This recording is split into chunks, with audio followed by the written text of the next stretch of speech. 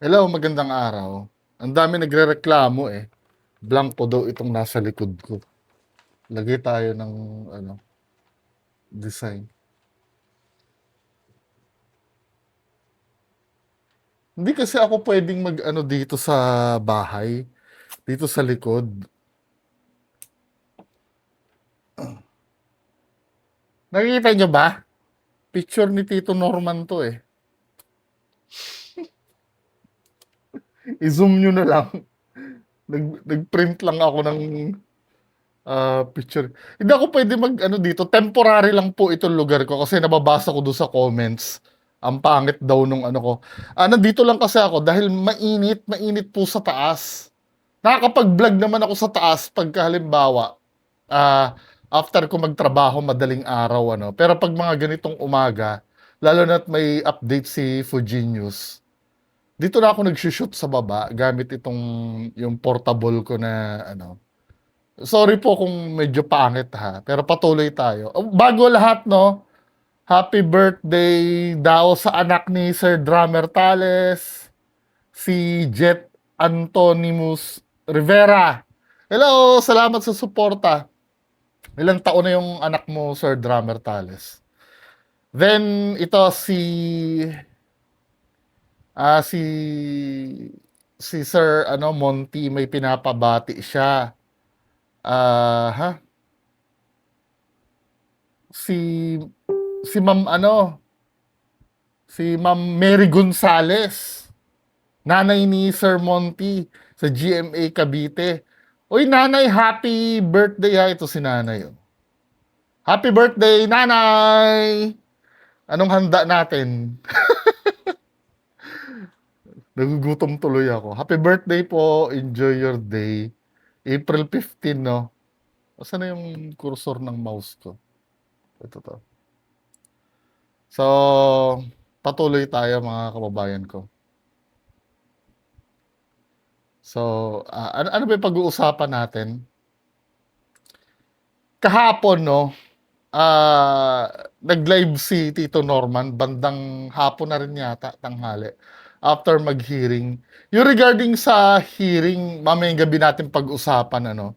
Pero ang pag-uusapan natin ngayon, yung pagla-live ni Tito Norman, medyo mainit ang ulo ni Tito Norman. Medyo mainit ang ulo. Panoorin nga natin yung yung live niya. Tsaka baka sa mata niya yung no, yung tingnan natin 'to. Baka sa mata niya yung yung bigat ng kalooban. Naka-on na ba 'to? Ito yung cord. Nasa bag ko, nasa black. Nasa bag ko. Nasa black na pouch. Kunin mo, Mark.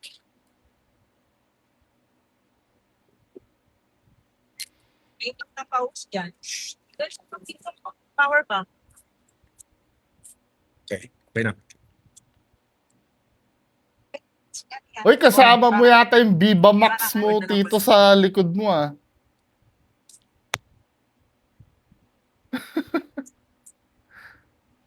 Ayun, nakasama mo yung Viva Max mo Yun. sa likod mo. Yun. Tatali mo minuto. Metzal Kodya, shout out. Doon na tayo sa actually maikli lang ito live na to eh. Doon tayo sa gist nung niya, yung pinag-uusapan niya. Ito pala si Tito Norman ay papunta pala ito ng Pampanga. Pero iba yung sinasabi niya sa sa live niya. Nanliligaw na naman si Tito Norman eh. Mukhang pupunta ng uuwi ng kilananang ah. Nasaan na ba yun? Mukhang uuwi siya kila nanang. Ito yung sinabi niya eh. Ito, play natin ha. Pakita natin. Oh, yung mga supporter ko alam nyo na. Oh, sabog ang pahibayan. What do you mean sabog ang bahay-bayan? Ano to? Nagko-code ba kayo? Tito Norman, kino-code mo ba yung ano, yung mga sasabihin mo sa mga supporters mo? Mukhang ano may pinag-usapan kayo ngayon or kagabi. Kasi nasabi niya kasi dito, wala siyang tulog eh. Dito sa isang video, papanood ko sa ito wala siyang tulog. Alam tamang problemado si Tito Norman.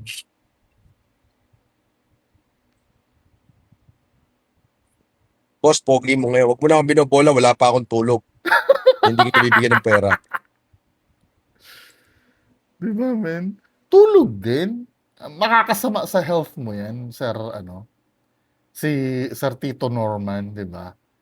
Tulog ka din. Alam mo na, medyo mahirap ang pinagdadaanan natin, pero kakayanin. Lalo na't may mga supporter ka pa naman di ba? Ininstrakan mo nga dito sa kabila, sabi mo dito.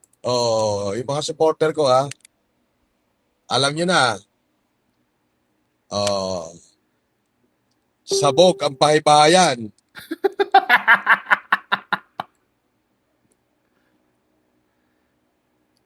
Andito ako sa Star Tollway. Papunta ako ng Batangas. So ito yung sinasabi niya pala, panligaw lang pala ito. Pangligaw lang pala kasi ayon dito kay Puginius, ngayong 15:45, ano yun, 15:45, 13, 14, 15, 3:45.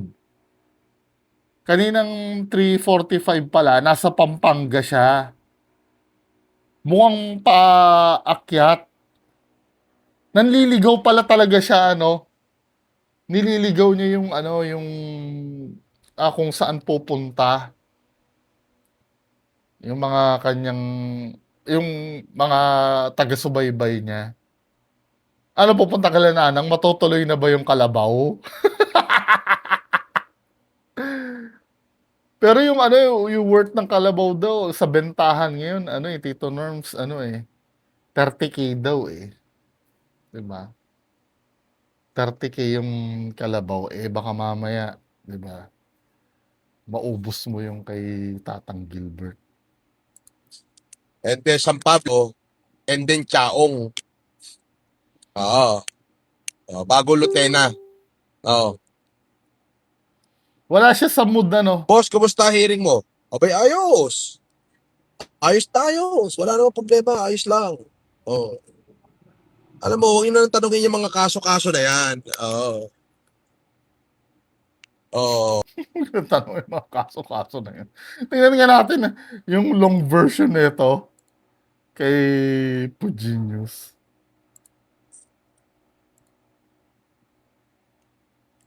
Yo. Feliciano. Marlene Monje Klein. How are you? Parang nanghihina siya, Siyempre.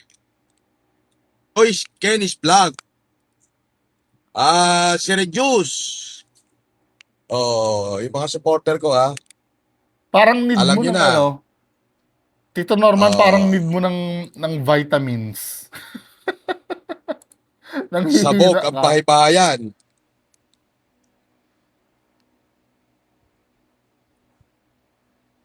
Ano ibig sabihin ng nung sabog ang baybahayan? May idea ba kayo? Paki-comment nga sa baba para maintindihan natin. Andito ako sa Star Tollway. Papunta ako ng Batangas. And then San Pablo. And then Chaong. Oo. Bago Lutena. Oo. Boss, kumusta hearing mo? Abay, ayos.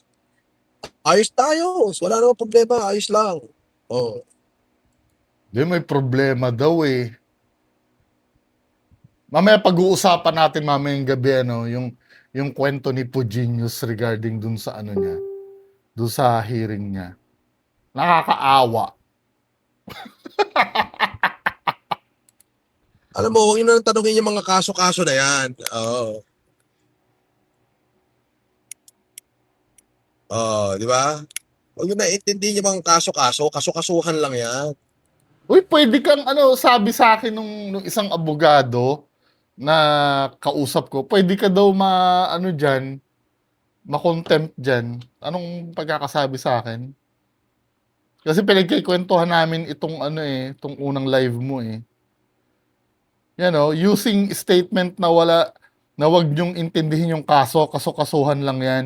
Pwede siyang ma-indirect contempt dyan sa disrespect for the court. Nako, improper conduct tending to impede or degrade the administration of justice. Tahimik nga si Gago sa live niya, sabi ganun. Parang tulala. Oo nga. Wala siya, ano, nandun yung katawan niya, pero yung kaluluwa niya, wala doon. Masakit ang kaso-kasuhan. Oo. Hayaan nyo nang ma-resolve yan ng korte. Hindi.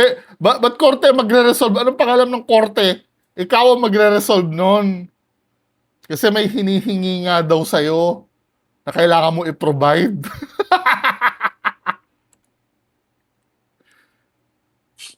Laban lang, Tito Norms, ha? Laban Oo. lang. Boss, anong balita sa hearing? Ay, ano ibabalit? Nawawala yung signal, eh.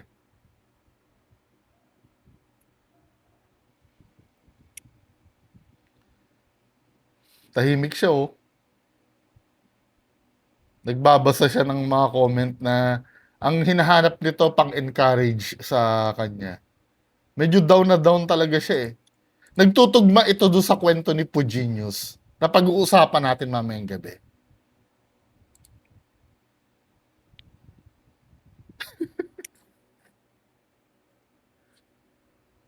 Tahimik, oh. Walang masabi kasi preoccupied ang isip. Nabalitaan ko lagi ka raw tulala. Pero ano, maganda yan ano, kung pupunta ka ng Norte, ayon kasi kay Puginius, hindi ka naman talaga pupunta ng Batangas or ng Chaong Quezon. Nasa Pampanga ka na daw eh. Maganda yan, no? Natutuwa ako at the same time kasi parang yung comfort niya ay nasa magulang niya na. Mukhang pupunta to ng ano eh, sa magulang niya eh. Sa magulang niya nga ba? Ako eh, yun lang iniisip ko. Baka sa mga ibang friendly friends niya doon sa Norte. Kilala niyo si Bishop? Baka pupuntahan niya si Bishop or si yung kaibigan niya na mayor. Tahimik oh. Hindi niya alam kung ano yung sasabihin niya, no?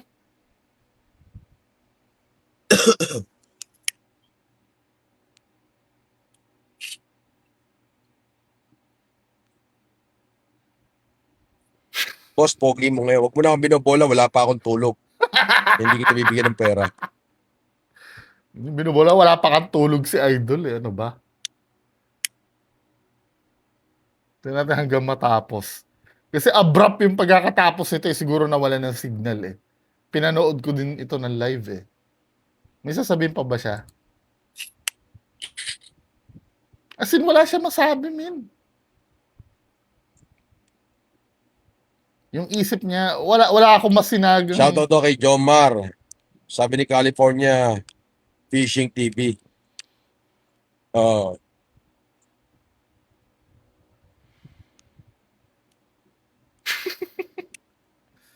Nakakapanibago, no? Ikaw naman kasi, Tito Norman eh. Di ba? Kung maibabalik lang natin yung ano, yung umpisa, ito ay asaran lang kasi. Hindi naman kasi kailangan mapunta sa ganyan. Kita mo, dami mo ngayong problem. Kung saan-saan ka ngayon pupunta. So, abangan natin ang susunod na kabanata, ano? Ano yung susunod niyang gagawin. Kasi, men, ito talaga, feeling ko, no? Kasi, di ba last time nakapagpiyansa siya, yung lilikumin niya ngayon mukhang nahihirapan na siya eh. Na in the sense na parang ayaw na rin magbigay. Yun ang naisip ko ayaw na rin magbigay. Kaya napansin nyo, pumunta siya ng Isabela noon para I don't know, bisitahin daw yung magulang pero I don't know, parang may ano, may ibang goal dun, eh.